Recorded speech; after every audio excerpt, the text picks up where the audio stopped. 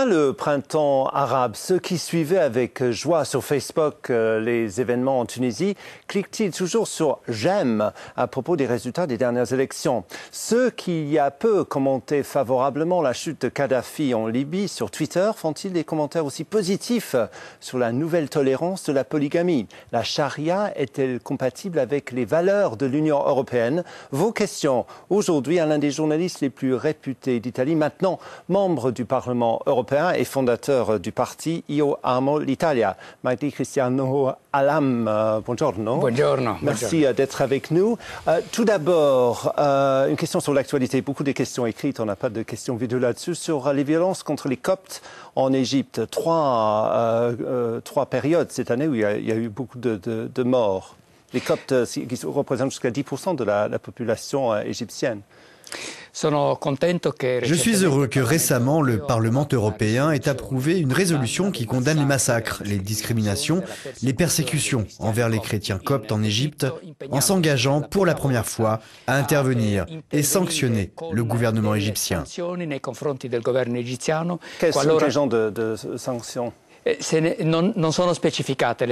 sanctions ne sont pas spécifiées, mais l'Union européenne s'est engagée à mettre fin à cette persécution des chrétiens en Égypte. Et je souhaite que cette fois-ci on prenne des décisions vraiment importantes, parce qu'il s'agit de sauvegarder des fondements de notre civilisation, la liberté de religion. Donc un thème qui va revenir dans vos questions. La première question tout de suite.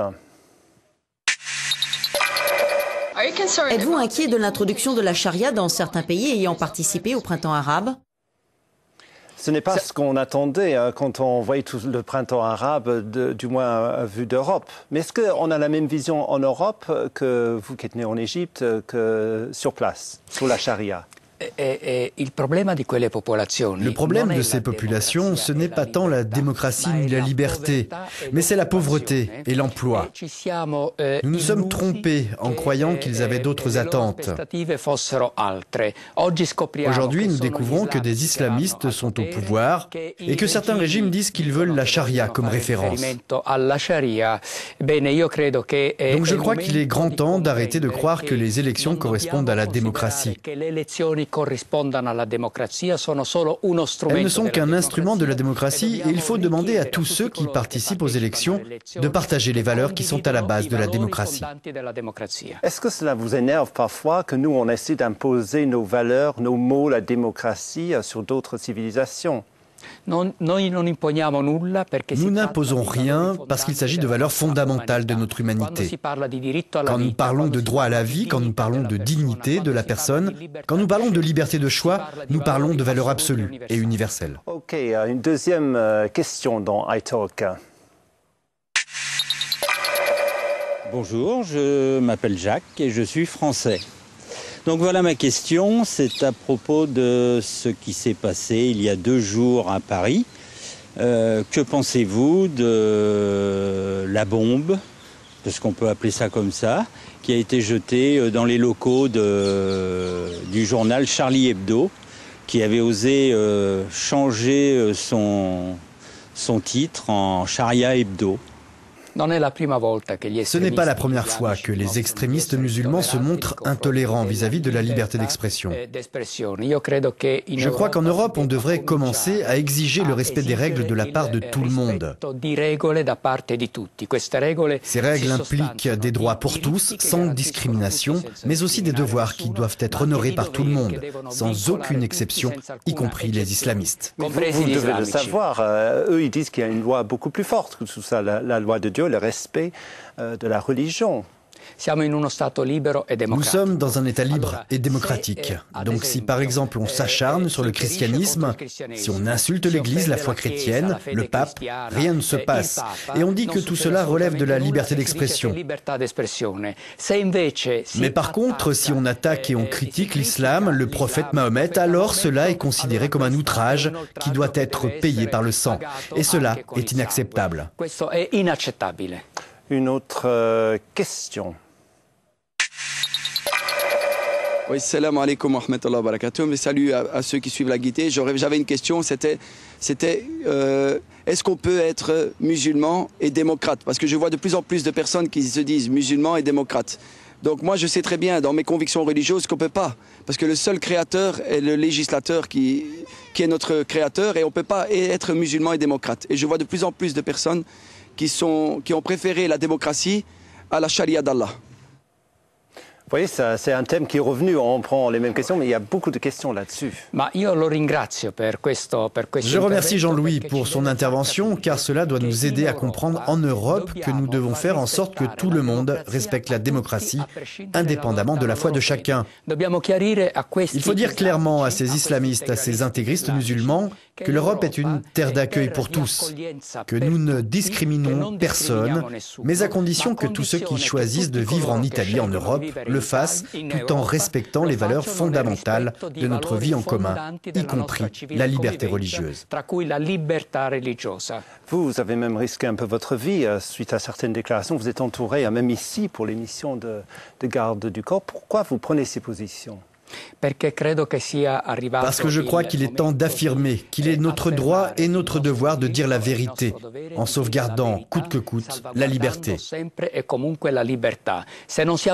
nous ne sommes pas capables de faire cela, même pas ici, chez nous, dans notre grande maison qu'est l'Europe, alors cela veut dire que notre civilisation est désormais incapable d'être pleinement elle-même. Une autre question pour Magdalam. Bonjour, je m'appelle Christian et j'ai 29 ans. J'ai une question à propos des derniers événements dans les pays musulmans et particulièrement en Tunisie où des élections ont eu lieu récemment. En Allemagne, nous avons vu beaucoup de reportages à propos des révolutions arabes. Je voudrais savoir si ces révolutions sont démocratiques ou si la question religieuse est plus importante encore. C'est une question qui m'intéresse et qui intéresse beaucoup de citoyens européens. Beaucoup de citoyens européens, justement, ont été, j'allais dire déçus, mais au moins surpris par les réactions, parce qu'ils imaginaient que la jeunesse Facebook en Tunisie allait forcément voter pour des partis comme en Europe. Nous avons été trompés par les apparences. Dans ces pays-là, il y a seulement deux centres du pouvoir, les casernes des militaires et les mosquées de l'intégrisme islamique. La classe moyenne n'existe pas, il n'y a pas une classe moyenne qui puisse représenter d'une façon authentique la société civile.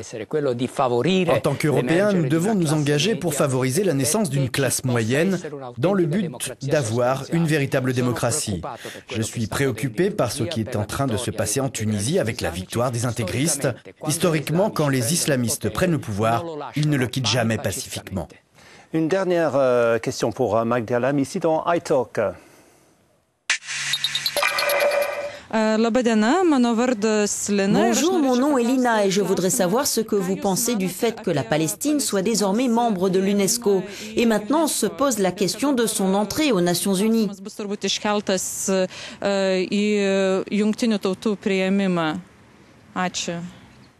Évidemment, on vous attend là-dessus très brièvement si vous pouvez. Nous sommes tous favorables à l'établissement d'un État palestinien indépendant mais qui vive pacifiquement aux côtés d'Israël. Et cela exige des négociations entre les deux parties. Mais ils ont essayé, ils vont vous dire qu'ils ont déjà essayé de négocier. La seule solution possible, c'est celle qui émergera des négociations entre Israël et l'État palestinien, l'autorité palestinienne. Sinon, ce sera une erreur. Je vous remercie, Majdi Cristiano Alam, d'avoir répondu à nos questions avec beaucoup de sincérité. Merci à vous d'avoir regardé iTalk depuis notre étonnant studio virtuel ici au sein du Parlement européen à Bruxelles. Pour nos prochains invités, pour poser vos questions, n'hésitez pas, le site est immuable, euronews.net/i-talk. J'y suis arrivé. Merci et à bientôt.